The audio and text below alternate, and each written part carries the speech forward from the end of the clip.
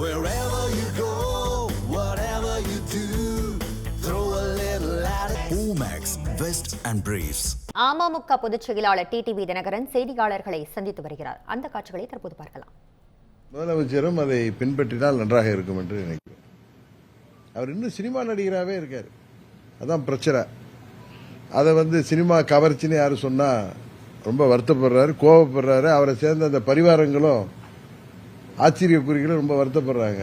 அவருமே அன்னைக்கு திருச்சி மேடையில் அவர் அவருடைய உடல் மொழியே இன்னும் சினிமாவில் ஷூட்டிங் வரப்ப அவர் ஒவ்வொரு முறை வீட்டை விட்டு வெளியில் வந்ததுலேருந்து அவர் வீட்டுக்கு போகிற வரைக்குமே எல்லாமே ஒரு ஷூட்டிங் பார்க்கிற ஒரு அனுபவம் தான் எல்லோருக்குமே ஏற்படுகிறது என்று எல்லோருமே சொல்கிறாங்க. அது சொன்னால் எங்களை பார்த்து பொறாமப்படுறீங்க, நாங்கள் ஆட்சிக்கு வந்துட்டோன்னு எங்களை பார்த்து எதிர்கட்சிகள்லாம் பொறாமப்படுறாங்க, அவர்களெல்லாம் உதிரிகள், அவர்களெல்லாம் தீய சக்திகள், அவர்களெல்லாம் தீர்ந்து போன சக்திகள் அப்படின்னு இந்த சினிமாவிலலாம் அவர் படங்களில் கிளைமேக்ஸ்லாம் ரொம்ப உணர்ச்சி வசப்பட்டு பேசுவார். அதுமாரி தான் பேசுகிறாரு. ஒன்று பேசுனா கத்தி பேசுகிறாரு, இல்லை வாயே திறக்க மாட்டுறாரு. அதே முதலமைச்சர் பேசுங்கன்னு சொல்லி மற்றவர்கள் கேட்டாங்கன்னா நான் கேட்கறது இல்லை. ஏன்னா முதலமைச்சர் பேசுனா இப்படி தான் இருக்குங்கிறது என்னால் யூகிக்க முடியுது. மற்றவர்கள் அவரை பேச சொல்லி பார்க்கணும் ஆசைப்படுறப்ப அவர் யார் என்பதை வெளிப்படுத்தி கொண்டிருக்கிறார். அது சட்டமன்றமாக இருக்கட்டும், நேற்றைக்கு கூட கரூர் மேடையே அப்படித்தானே இருந்துச்சு. அவருடைய பாடி லாங்குவேஜ் என்னமோ துக்கத்துக்கு வந்த மாதிரி கருப்பு சட்டெல்லாம் போட்டிருக்காரு. ஆனால் அவருடைய பேச்சிலேயோ அவருடைய உடல் மொழியிலேயே எந்த துக்கமும் வெளிப்படல. சினிமாவில் எப்படி ஒரு ரோலில் டயலாக் பேசுவாங்களோ அது மாதிரி தான் இருக்கே தவிர அதான் உண்மை, தப்பாக எடுத்துக்காதீங்க. முதலமைச்சர் அவர்கள் அவர் முதல்வர் என்பதை உணர்ந்து செயல்படணும். உடனே சொன்னால் அவருக்கு பரிவாரங்கள் இருக்காங்க. நம்ம மதுரையில் ஒருத்தர் இருக்காரு நிர்மல்குமார் அதாவது உடனே எல்லாம் அரசியல் விட்டு போங்கிறாரு. அரசியலை விட்டு தமிழ்நாட்டு மக்கள் யாரை வெளியேற்ற வேண்டுமோ அவர்களை உறுதியாக வெளியேற்றுவார்கள். அதுபோல ஏதோ வாழ்வு விட்டதற்காக தான் இப்படி அர்த்தராத்தில் கொடை பிடிக்க வேண்டாம்னு தான் அவங்களுக்கு சொல்கிறேன். அது எல்லோருக்கும் சேர்த்தே சொல்கிறேன். அவர்களுடைய பேச்சு துணி அப்படிதான் இருக்கு. ஒரு அகம்பாவம் அகங்காரம் தான் தெரியுதே தவிர அதுல ஒரு தன்மையே இல்லை.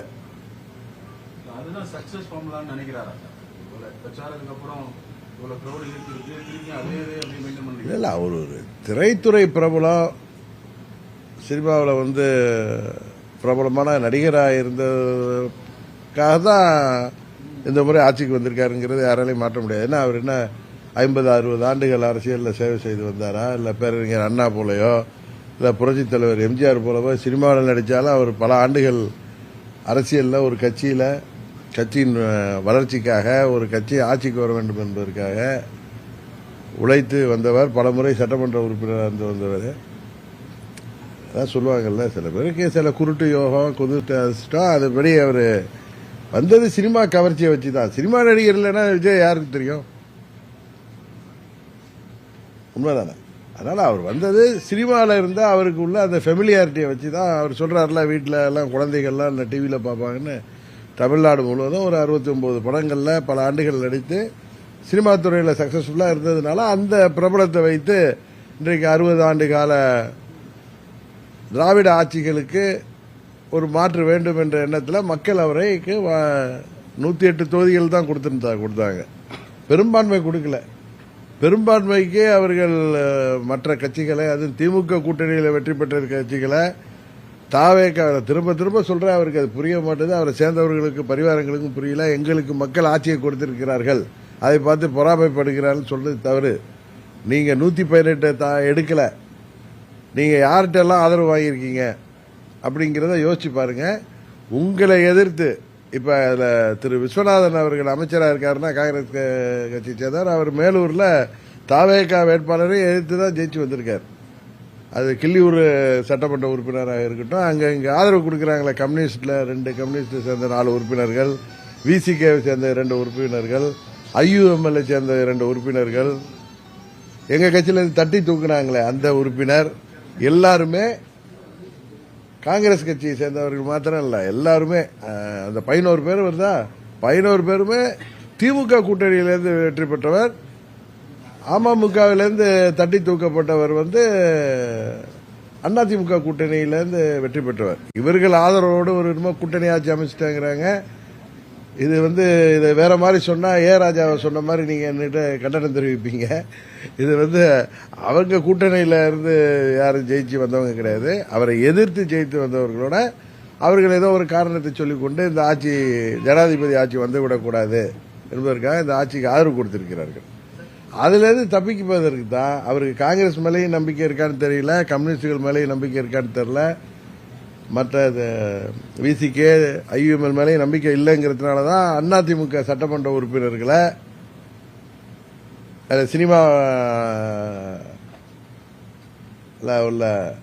சினிமாவில் எல்லாம் அந்த ஆற்றல் இருக்குல்ல, அவருக்கு சினிமாவை வைத்து கிடைத்த அந்த ஆற்றல் மூலம் அவர்கள் இங்க உள்கட்சி பிரச்சனையால அவர்களையும் ரிசைன் பண்ண வச்சிருக்காரு. இது வரைக்கும் தமிழ்நாட்டில் இல்லாத ஒரு முன்னுதாரணத்தை இப்ப கரூர்ல திரு விஜயபாஸ்கர் ஜெயிச்சிருக்காருன்னா அவர் தாவேக்கா வேட்பாளரை வைத்து வெற்றி பெற்றவர்.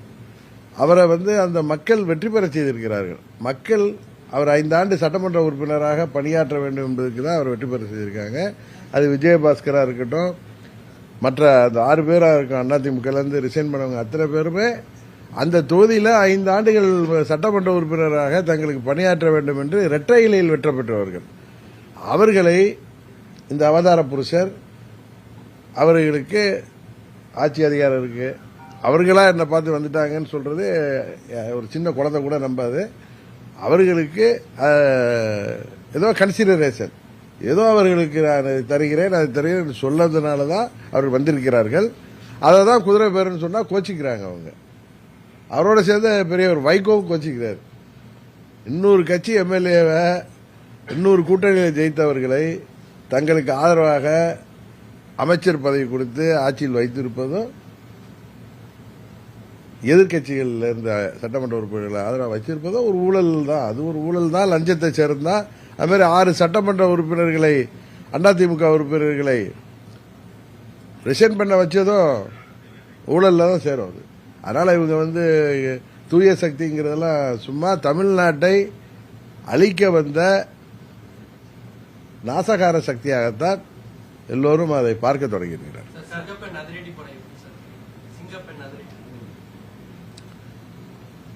பெயர் சினிமா பாணியில் இருந்தாலும் அது செயல்படணுங்கிறது தான். ஏன்னா இன்றைக்கு ஆட்சி அதிகாரத்தில் முதலமைச்சராக அவரை அமர்த்தி விட்டதாக அவரே புலகாங்கிதம் அடைகிறாரு. அதனால அவருடைய டியூட்டி அது தமிழ்நாட்டில் சட்டம் ஒழுங்கை பாதுகாக்கணும், பெண்கள் பாதுகாப்பை உறுதி செய்யணும், போதை மருந்து புழக்கத்தை தடுக்கணும். அதுபோல தமிழ்நாட்டில் பல வளர்ச்சி திட்டங்களை கொண்டு வரணும். அவர்கள் சொன்ன தேர்தல் வாக்குறுதிகளை விவசாயிகளை ஏமாற்றியது போல் ஏமாற்றாமல் அவற்றை எல்லாம் நிறைவேற்றணும். இன்னும் சில பேர் அவர்களுக்கு ஆதரவாக ஓராண்டு டைம் கொடுக்கணும், 6 மாதம் டைம் கொடுக்கணும் அப்படின்லாம் சொல்றாங்க. அது வளர்ச்சி திட்டங்களுக்கும் தேர்தல் வாக்குறுதிகளை நிறைவேற்றுவதற்கும் அவர்கள் கால அவகாசம் எடுத்துட்டோம். 5 ஆண்டுகள் கூட எடுத்துக்கிட்டோம். தேர்தல் வாக்குறுதிகள் நிறைவேற்ற மாதிரி வாக்குறுதிகள் கிடையாதுங்கிறது எல்லோருக்குமே தெரியும். ஏற்கனவே திமுக எப்படி அதிலெல்லாம் கஷ்டப்பட்டாங்கிறது தெரியும். அதனால தமிழ்நாட்டிற்கு வேலைவாய்ப்பை பெருக்குவதற்கு வளர்ச்சி திட்டங்களை கொண்டு வர வேண்டும். அதுபோல அடிப்படை வசதிகளை தொடர்ந்து பராமரிக்க வேண்டும். இதையாவது அவர்கள் ஒழுங்காக செய்ய வேண்டும். அதை செய்வதற்கு யாரும் அவங்களை போய் குறை சொல்லல. அவர்கள் இதுபோல மேடைகளில் ஏறி மற்றவர்களை பற்றி தவறாக பேசுவதற்கும், அவர்கள் வானத்திலிருந்து குதித்தது போன்று அவர்கள் காட்டிக்கொள்வதற்கும், அவர்கள் தேவ தூதர்கள் போலவோ அவதார புருஷர்கள் போலவோ இனிமே தமிழ்நாட்டை காப்பாற்ற வந்த மீட்பர் போலவும் அவர் பேசுவதும் அவரை சேர்ந்தவர்கள் பேசுவதற்கும் தான் எதிர்க்கட்சிகள் பதில் சொல்கிறார்கள். விவசாய கடனை ரத்துப்படி செய்ய சொல்லி எந்த விவசாயிகளும் கேட்கல. ஆட்சிக்கு வந்த உடனே இவங்க இந்த ஏமாற்று வேலை பண்றதுதான், அவர்களை ஏமாற்றியது தான். விவசாயிகளும் போராடுறாங்க. ஒரு விவசாயி கூட இறந்துட்டாரு, அவர் வீட்டில் யாருக்கும் வேலை வாய்ப்பை கொடுத்தா அது எல்லாரும் பாராட்டுவார்கள். இவங்க கூட்டத்தில் இறந்து போனவர்களுக்கு இவர் வேலை வாய்ப்பை கொடுப்பது தான் இன்னைக்கு விமர்சனத்துக்குள்ளாகுது. அன்றைக்கு இந்த விவசாய கடன்களை இது முழுமையாக தள்ளுபடி செய்ய வேண்டும், எங்களை ஏமாற்றக்கூடாது என்று போராடிவிட்டு வீட்டுக்கு சென்ற விவசாயி தலைஞாயிறை சேர்ந்தவர் இறந்தாரே, அவர் வீட்டில் உள்ளவங்களுக்கு வேலை வாய்ப்பை கொடுத்தால் அது உறுதியாக எல்லோரும் பாராட்டுவார்கள். அதனால மக்களை ஏமாற்றல் செய்யாம எதிர்கட்சிகள்ல தவறான முன்னாரத்தை காட்டி எதிர்கட்சி சட்டமன்ற உறுப்பினர்களை சுரண்டாமல் எதிர்கட்சியினரை ஆசை வார்த்தை கட்டி ஆளுங்கட்சி என்று பிள்ளை பிடிப்பது போல் பிடிப்பதை நிறுத்தி வைத்து ஆட்சி செய்ய வேண்டும் என்பதுதான் எதிர்கட்சிகளின் குரலாக இருக்கிறது.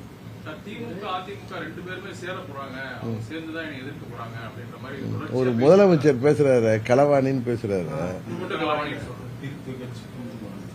இதே அந்த திரு விஜயை பார்த்து சொல்றதுக்கு எவ்வளவு நேரம் ஆகும்?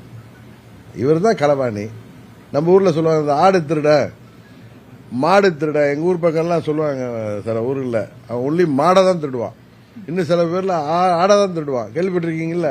சில பேர் கட்டக்கோல் வைப்பான். அதே மாதிரி நீங்க எம்எல்ஏ திருடர்கள், நீங்க எம்எல்ஏ களவாணிகள். நீங்க முதல்ல அமமுக எம்எல்ஏ ஒரு சட்டமன்ற உறுப்பினர்னு அவரை ஆசை வார்த்தை கேட்டு உண்மையிலே திரும்ப சொல்றேன்னா அந்த லெட்டர் ஃபோர்ஜரியா போய் கொடுத்தாரு. அது ஒரு 420 வேலை.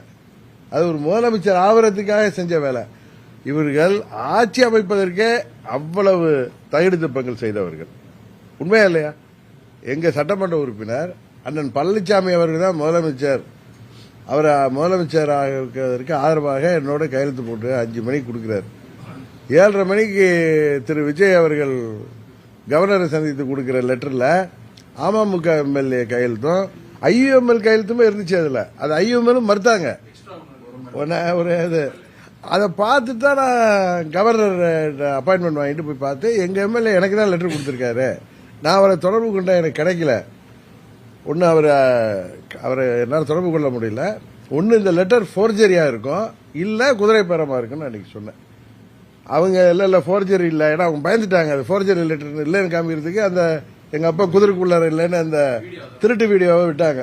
சோ அப்ப என்ன குதிரை பேரம் தான். ஒருத்தர் நீங்க விருப்பப்பட்டு ஆதரவு கொடுத்திருந்தா அவரை சட்டமன்ற உறுப்பினரை கவர்னர்கிட்ட அழைச்சிட்டு போயிருக்கணும், இல்ல அவருடைய ஒரிஜினல் கடிதத்தினாலும் கொண்டு போயிருக்கணும், இல்ல அவரை உங்க அலுவலகத்தில் அழைத்து உங்களுக்கு ஆதரவா கடிதம் வாங்கி போட்டோ எடுத்துட்டு போய் கொடுத்துருக்கணும்.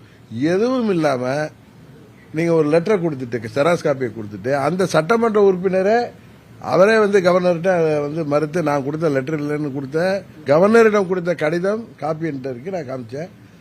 போலீஸ் ஸ்டேஷன்ல கம்ப்ளைண்ட் கொடுத்தாரு. இதுல யாரு களவாணி? எம்எல்ஏ களவாணி யாரு? அது மாதிரி மற்ற கட்சிகளை இப்படி ஏதோ வெற்றி பெற்று விட்டோங்கிற அகம்பாவத்தில் இவர் பேசுவது வன்மையாக கண்டிக்கிறது.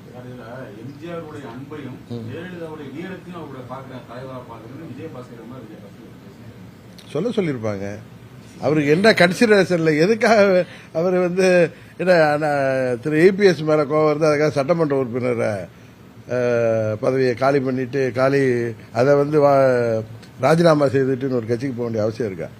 எனக்கு இதை விட விஜயை விட இன்னும் அழகா தமிழ்ல பதில் சொல்ல தெரியும். எங்கேயோ கோச்சிக்கிட்டு எதுக்கோ போனாங்க மாதிரி இவர்களெல்லாம் வர வைக்கிறது என்னங்கிறது தெரியும். இதுல இன்னொன்னு இந்த நேரத்தில் நான் விளக்கம் கொடுக்கணும்.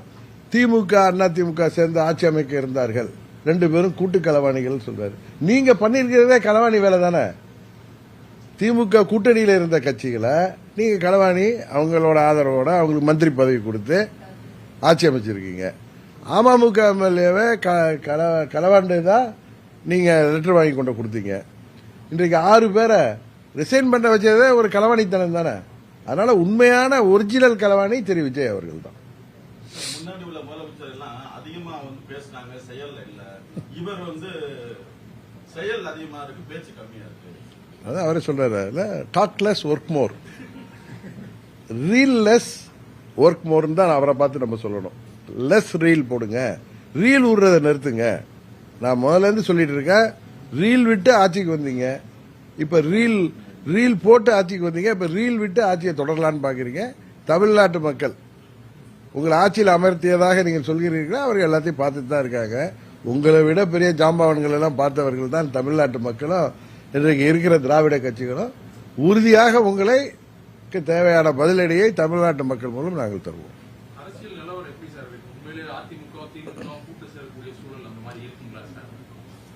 இல்ல இதெல்லாம் முன்னாடியே நம்ம கணிச்சு சொல்றதுக்கு நான் ஒன்றும் மெட்டலாஜிக்கல் டிபார்ட்மெண்ட்லயும் வல்லுநரும் கிடையாது, ஜோதிடரும் கிடையாது.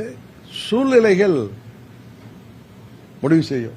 இப்ப யாராவது நீங்க யாரும் எத்தனை முறை என்ன பார்த்துருக்கீங்க விஜய் ஆட்சிக்கு வருவாரான்னு நீங்க யாரும் சொன்னீங்களா? என்ன கூட கேட்டீங்க, இவர் தான் கேட்டார், நீங்க விஜய் தலைமை ஏற்றிட்டு போவீங்களான்லாம் கேட்டார் என்கிட்ட. ஒரு கட்சி இது வந்திருக்காரு, அவருக்கு பாப்புலாரிட்டி இருக்கு, அவர் கூட கூட்டணி போனா என்ன இருக்குன்னு தான் நான் கேட்டேன். அதே நேரத்தில் சொன்ன, நான் இங்கே போவேங்கிற எண்ணத்தில் சொல்லலை, இதே இடத்துல சொன்னேன். என்னுடைய நான் தேசிய ஜனநாயக கூட்டணியை விட்டு வெளியே இருந்தாலும் என்னுடைய முதல் சாய்ஸ் தேசிய ஜனநாயக கூட்டணி தான் அன்றைக்கு சொன்னேன். அப்போ கூட நீங்கள் திமுகவோட போவீங்களா, விஜயோட போறீங்களா, இவர் தான் கேட்டார். நான் சொன்னேன், இப்போ ஒரு யதார்த்தத்தை சொல்றது. இப்போ அவர் சொல்றல, அவர் தான் களவாணின்னு சொல்றேன்ல. ஏன்னா திமுகவுக்கும் அண்ணா திமுகவுக்கும் வக்காலத்து வாங்கி சொல்லல. இன்னொரு கட்சியை வந்து களவாணின்னு சொன்னா அப்புறம் நீங்க செய்த களவாணித்தனத்தை நாங்கள் சொல்லி தானே ஆகணும். அதே போல நான் யதார்த்தத்தை தான் சொல்றேன். எனக்கு விஜயை பார்த்து போட்டியும் கிடையாது, பொறாமையும் கிடையாது. அவர் ஆட்சிக்கு இது எப்படியோ ஆட்சிக்கு வந்துட்டீங்க, ஒழுங்கா ஆட்சி நடத்துறத பார்த்துட்டு இதை மாதிரி இன்னும் ஷூட்டிங் சினிமா நடிகராகவே இருக்காதீங்க, நீங்க முதலமைச்சராக செயல்படுங்கன்னு தான் சொல்றோம்.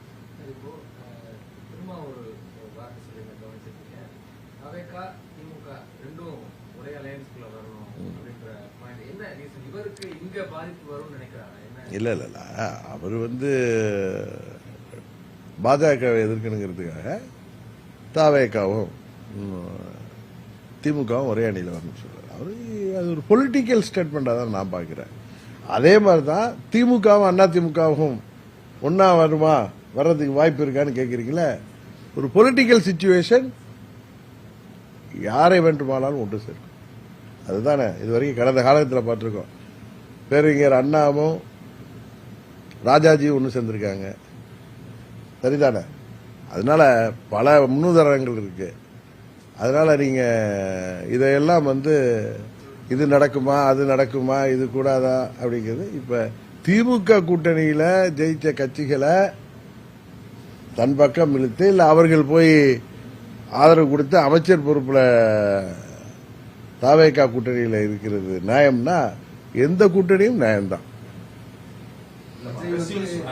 சூழ்நிலை தான் முடிவு பண்ணு, எதுவுமே சூழ்நிலை தானே.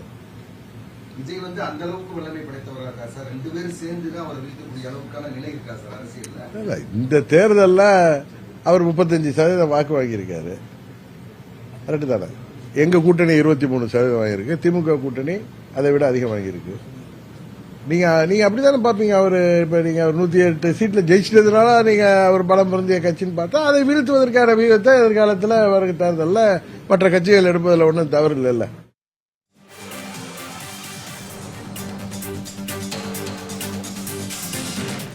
இந்த மாதிரி யூஸ்ஃபுல்லான இன்ஃபர்மேஷன்ஸை தெரிஞ்சுக்க தமிழ் ஜனம் சேனலை சப்ஸ்கிரைப் பண்ணுங்க.